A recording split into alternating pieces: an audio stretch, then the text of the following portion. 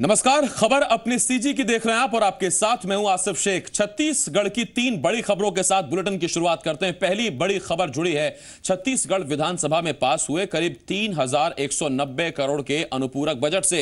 मुख्यमंत्री रमन सिंह ने तीसरा अनुपूरक बजट पेश किया था, जिस पर विधानसभा में चर्चा के बाद इसे पास कर दिया गया। साथ ही विधानसभा की कार्यवाही को शुक्रवार सुबह 11 बजे तक के लिए स्थगित कर दिया गया है। दूसरी बड़ी खबर जुड़ी है बस्तर में, जहां नक्सली लगातार मुखबिरी के शक में ग्रामीणों को अपना निशाना बना रहे हैं। बस्तर आईजी के मुताबिक अबूझमाड़ में नक्सलियों ने पिछले कुछ दिनों में 16 ग्रामीणों को मौत के घाट उतार दिया और यह आंकड़ा और भी बढ़ सकता है। तीसरी बड़ी खबर पूर्व सांसद पवन दीवान के निधन से जुड़ी हुई है। गुड़गांव के मेदांता अस्पताल में कवि पवन दीवान का निधन हो गया। आज सुबह 9:45 बजे उन्होंने आखिरी सांस ली। ब्रेन हैमरेज के बाद से लंबे समय से पवन दीवान कोमा में चल रहे थे। दिवंगत कवि पवन दीवान पूर्व सांसद और विधायक रह चुके हैं।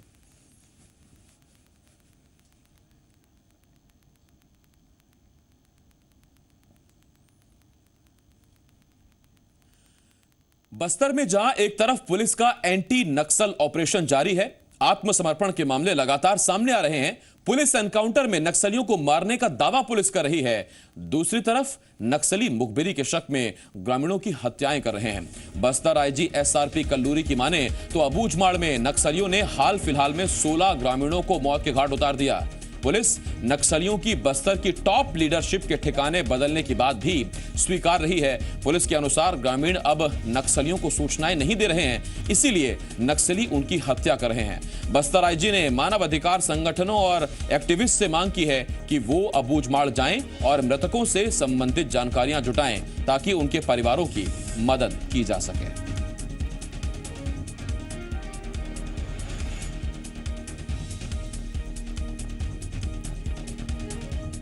16 आदिवासियों को, 16 बस्तर के ट्राइबल्स को नक्सलियों ने मारे हैं। जिसको भी नक्सली मार रहे आरोप एक ही लगा रहा है कि फोर्सेस जब भी ऑपरेट कर रहे हैं आप लोग हमको सूचना क्यों नहीं दे रहे। उनका यही आरोप रहता है।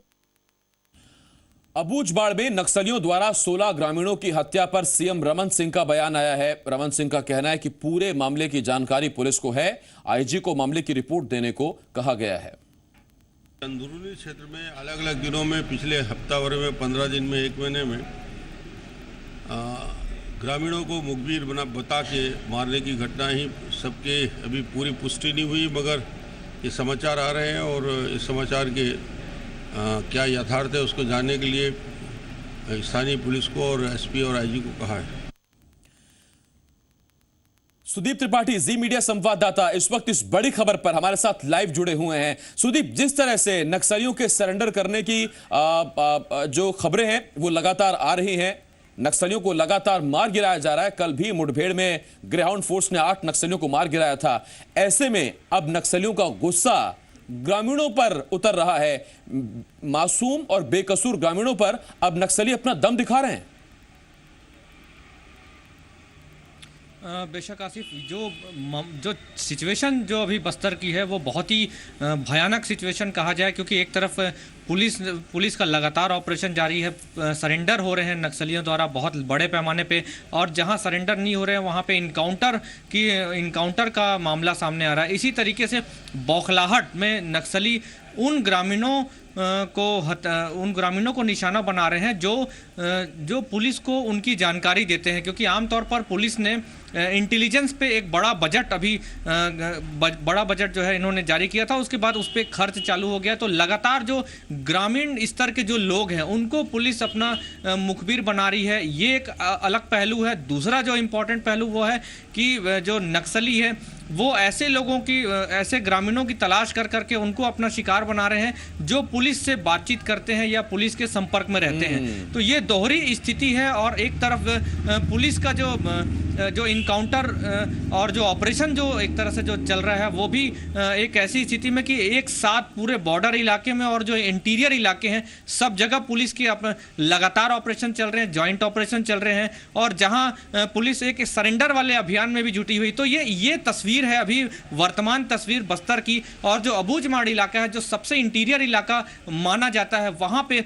नक्सली आज भी एक ऐसे मजबूत स्थिति में जो कुछ ऐसे इलाके हैं वहां पे जहां पुलिस अभी तक नहीं पहुंच पाई है। तो ये एक बड़ी स्थिति मानी जा सकती है, क्योंकि जो ग्रामीण है उनसे सीधा नक्सलियों का संपर्क होता है, वहां पे पुलिस या प्रशासन का कोई अमला नहीं पहुंच पाता, और ऐसी स्थिति में जब कोई मुखबिरी होती है तो नक्सली सीधा उनको टारगेट बनाते हैं।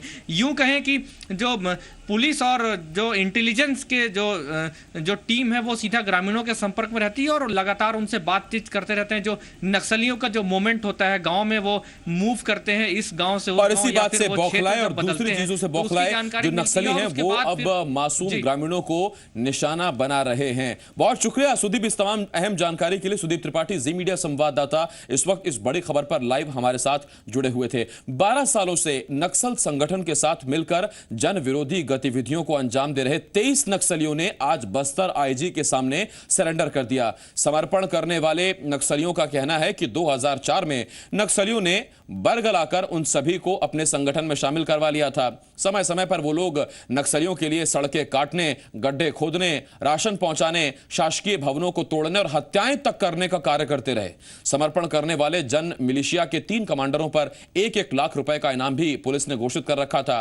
पुलिस का कहना है कि पूछताछ में इन सभी से अहम जानकारियां मिल सकती हैं।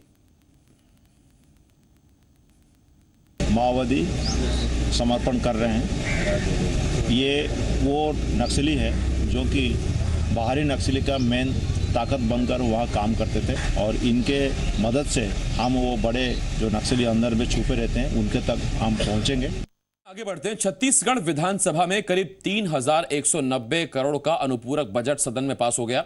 मुख्यमंत्री रमन सिंह ने तीसरा अनुपूरक बजट पेश किया, जिस पर चर्चा के बाद इसे पास कर दिया गया। विधानसभा की कार्यवाही को शुक्रवार तक के लिए स्थगित कर दिया गया है। उधर गुड़गांव के मेदांता अस्पताल में संत कवि पवन दीवान का निधन हो गया। आज सुबह 9:45 बजे उन्होंने आखिरी सांस ली। ब्रेन हेमरेज के बाद से लंबे समय से वो कोमा में थे। दिवंगत कवि पवन दीवान पूर्व सांसद और विधायक रह चुके हैं। पवन दीवान ने जनसंघ से अपनी राजनीति की शुरुआत की थी। वो अलग छत्तीसगढ़ आंदोलन के प्रणेता भी थे। साथ ही अविभाजित मध्य प्रदेश के वो जेल मंत्री भी रह चुके हैं। छत्तीसगढ़ के महासमुंद लोकसभा सीट से सांसद भी रह चुके हैं।